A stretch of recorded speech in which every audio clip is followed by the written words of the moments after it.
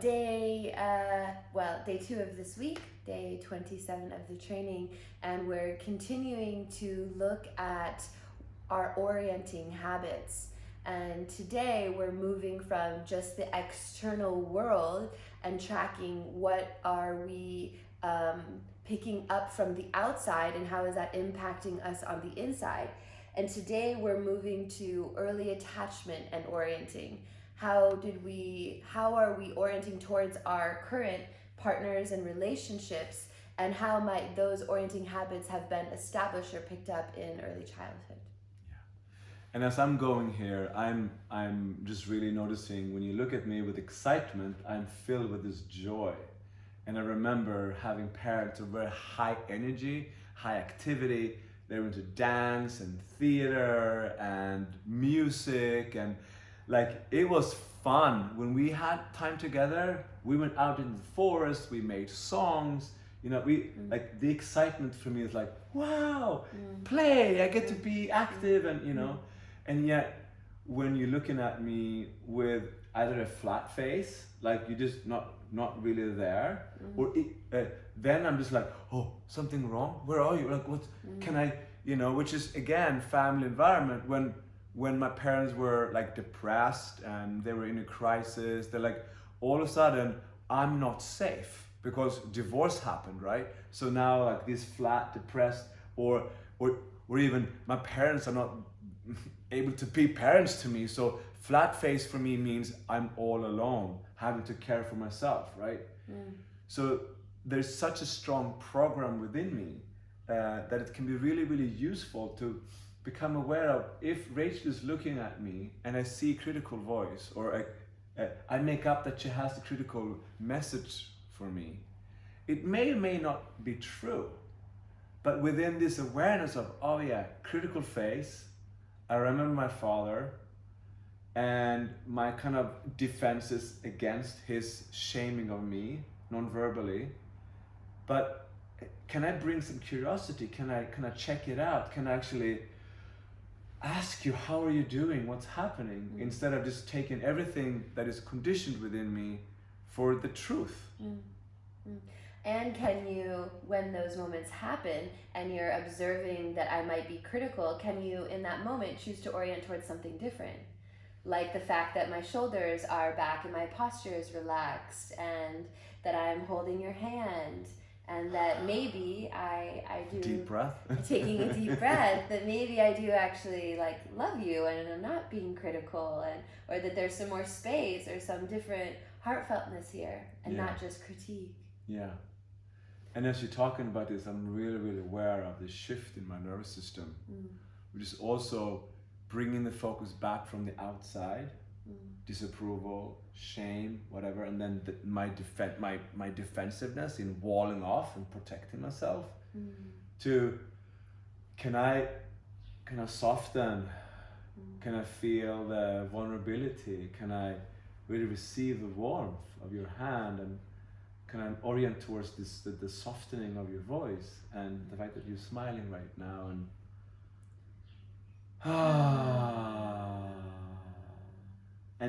even can I use this in a way to repair, to come from stress and like performance and to like, oh, I was really in my automated procedural memory of I'm in trouble, and the defensiveness against that, and then I really want to be with you here and now. How about we have a check-in? This feels a lot better. I'm really relaxing, and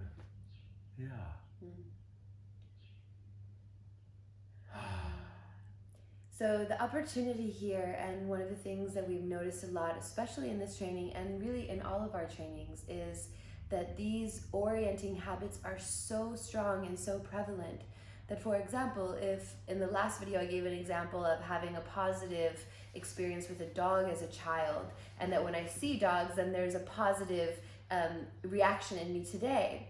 But for example, if when I was a child I was bit by a dog, then every time I see a dog I might pick up fear and danger and bad.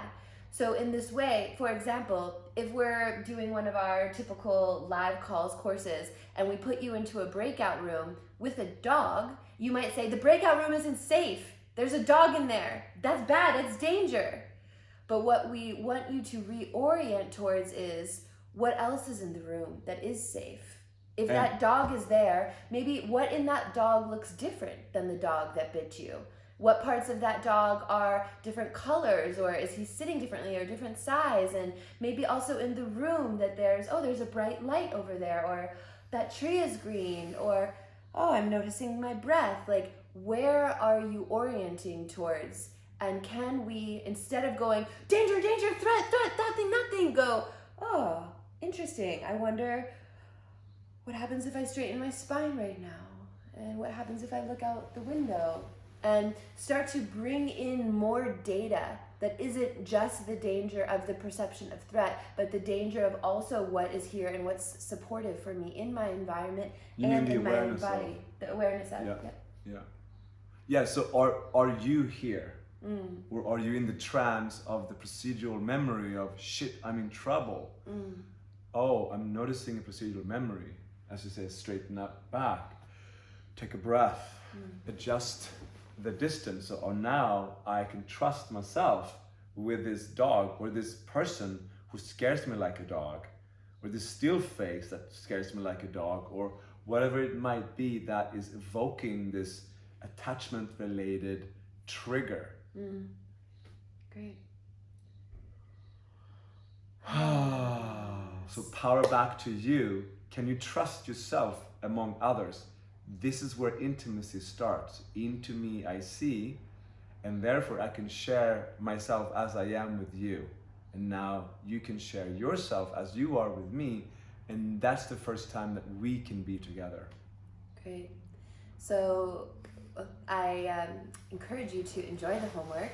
It'll involve a little exercise of going back in time to a childhood memory and studying what was happening, what emotions were present, and also studying the feeling in your body going back there, and then noticing what in your current life relationships fits similar to that. Like, maybe how are you orienting towards those same signals, either positive or negative, that came from an early environment as a child.